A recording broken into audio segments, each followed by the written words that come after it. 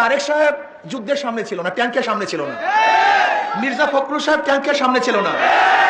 বিএনপির কোন লিডাররা ওই আন্দোলনের সময় ট্যাঙ্কের সামনে ছিল না, বুলেটের সামনে ছিল না। এমনকি আমি প্রশ্ন করতে চাই, জামাতের অনেক ভাইরা তো সামনে আসতে পারে না কৌশলের কারণে, এটা ভিন্ন কথা, আসে নাই। শিবিরের একজন বড় লিডার দেখবেন না সামনে ছিল।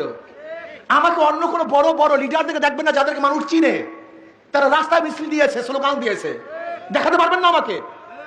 জাতীয় কোন লিডার ইসলামী আন্দোলনের বাহিরে জুলাই আগস্টের বিপ্লবে রাস্তায় ছিল, দেখাতে পারবেন না। রাস্তায় ছিলাম আমরা, বুলেটের সামনে ছিলাম আমরা, ট্যাঙ্কের সামনে ছিলাম আমরা।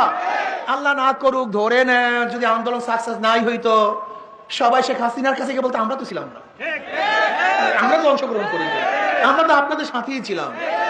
যারা 3-4 তারিখও শেখ হাসিনা লোকের সাথে মিটিং করেছে, আজকে তারা জুলাইয়ের বক্তা হয়ে গেছে, যোদ্ধা হয়ে গেছে।